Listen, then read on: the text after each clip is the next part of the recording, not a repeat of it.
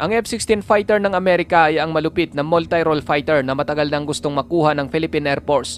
Hindi ito makuha-kuha ng bansa dahil sa maraming mga hadlang gaya ng kakulangan sa budget at previous military priorities.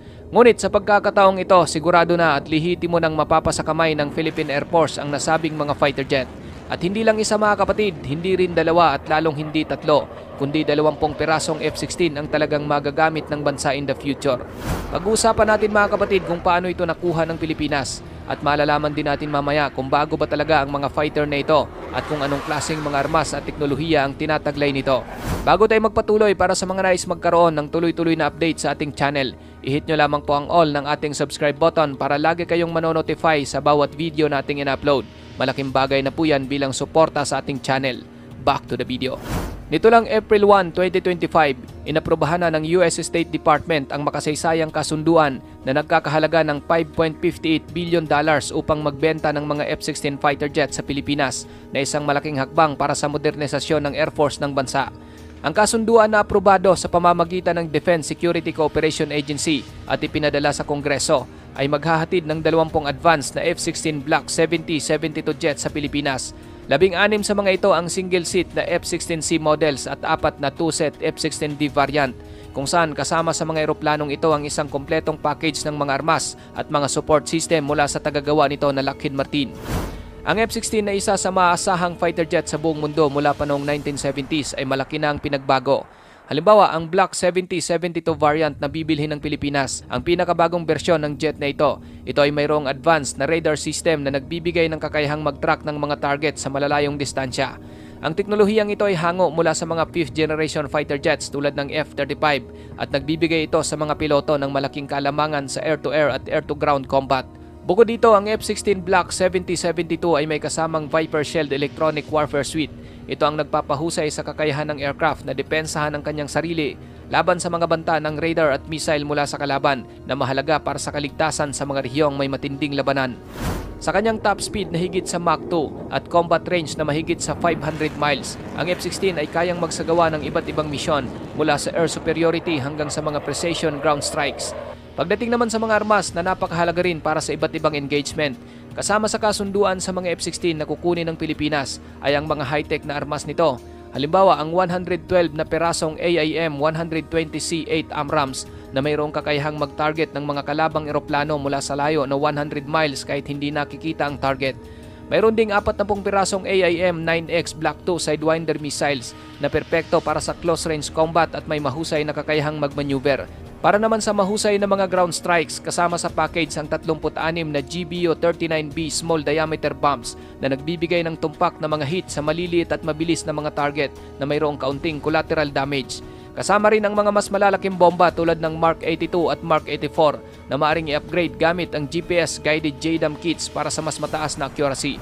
Hindi pipitsugi ang mga armas na ito ng F-16 at talaga namang nasubukan na ito sa iba't ibang labanan. Kaya naman kapag nakuha ito ng Pilipinas kasama ang mga jet, walang duda na ang mga fighter na ito ay lalong magpapalakas sa kakayahan ng Philippine Air Force na matagal nang umaasa sa mga luma at laging depektibong mga eroplano.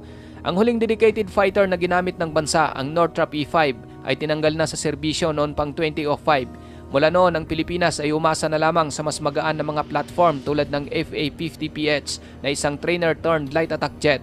Bagaman ang FA-50 ay talagang napapakinabangan para sa mga misyon laban sa insurhensya, ngunit kulang ito sa range, payload at advanced na mga sensors na kailangan para sa mas malawak na misyon sa depensa. Ang pagdating ng mga F-16 ay sasakto upang punan ang kakulangang ito dahil magbibigay ito ng isang modernong multi-role na fighter jet na kayang depensahan ang soberanya ng Pilipinas, lalo na sa South China Sea.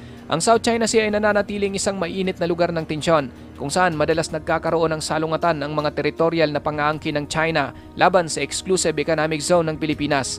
Ang mga puwersang pandagat ng China ay regular na pumapasok sa mga katubigan ng Pilipinas, nanggugulo sa mga mangingisda at kinikwestiyon ang mga posisyong militar ng bansa. Ang banta ng China mga kapatid sa West Philippine Sea ay mabilis na lamang matutugunan at masusubaybayan ng Pilipinas kapag nasa kamay na ng bansa ang mga F-16 dahil ang radar at missile system ng mga ito ay mayroong mahahabang range na maaring magpanatili ng distansya mula sa mga Chinese aircraft malapit sa mga disputed areas tulad ng Spratly Islands kung saan may mahina at maingat na presensya ng militar ang Pilipinas. Ang sniper pod ng F-16 ay maaari ding sumuporta sa mga maritime patrols na nag-aalok ng real-time intelligence para sa mga naval forces.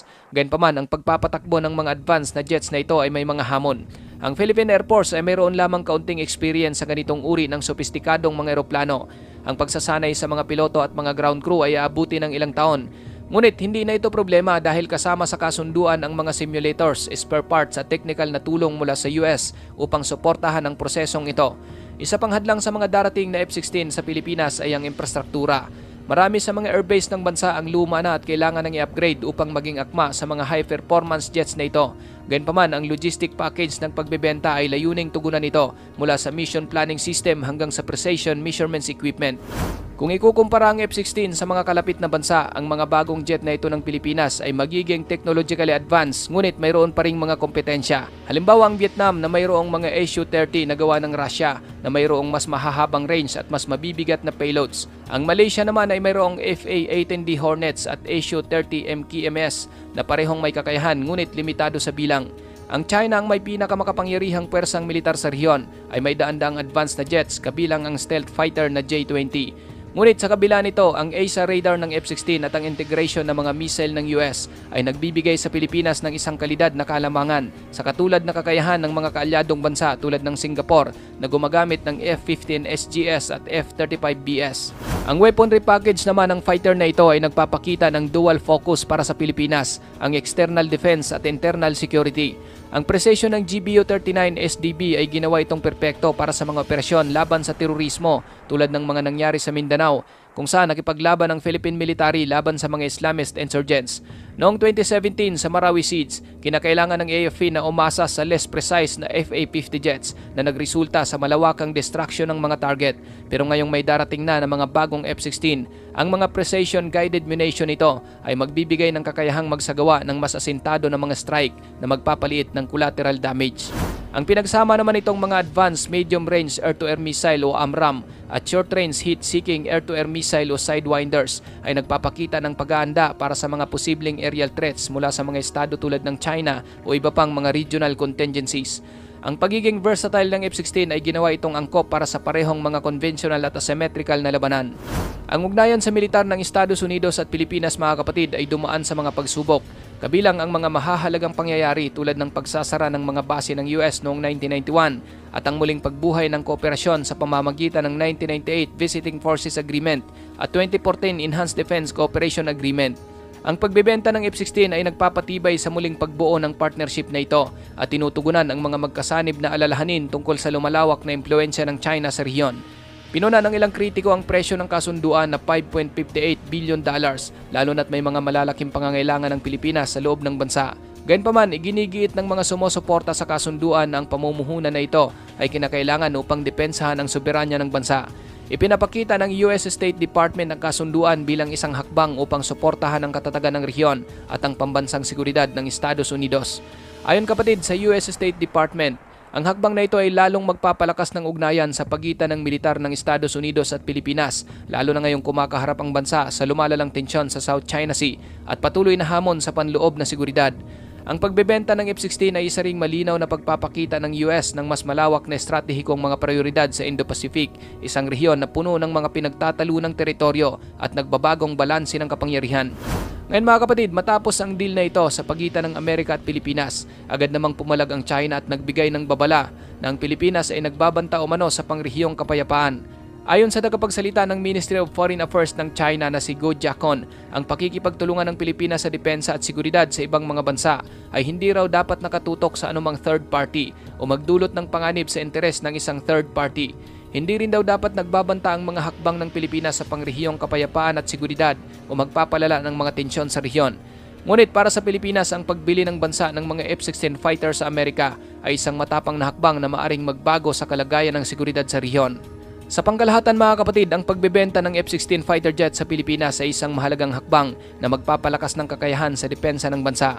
Ngunit nagdudulot din ito ng mga hamon sa integration at pagpapanatili ng makabagong teknolohiya. Habang magbibigay ito ng mas mataas na proteksyon laban sa mga banta sa South China Sea, kailangan pa rin ng Pilipinas na maging maingat sa paggamit ng bagong military power na ito upang hindi maging sanhi ng karagdagang tensyon sa rehiyon. Ang pagbuo ng matibay na relasyon sa mga kaalyadong bansa tulad ng Estados Unidos at ang tamang pamamahala ng mga makabagong armas ay magsisilbing susi upang mapanatili ang pambansang seguridad at katatagan sa rehiyon. Ang mga desisyon ng Pilipinas hinggil dito ay magkakaroon ng malaking epekto sa mga susunod na taon at sa kaligtasan ng Indo-Pacific. Ikaw kapatid, ano ang masasabi mo sa videong ito? Para sa iyong opinion, i-comment mo na yan sa ating comment section sa ibaba. At kung nagustuhan mo naman ang videong ito, paiwan naman ako ng like at pasubscribe na rin sa ating munting channel. Maraming salamat sa panonood hanggang sa susunod na naman nating upload. Peace out!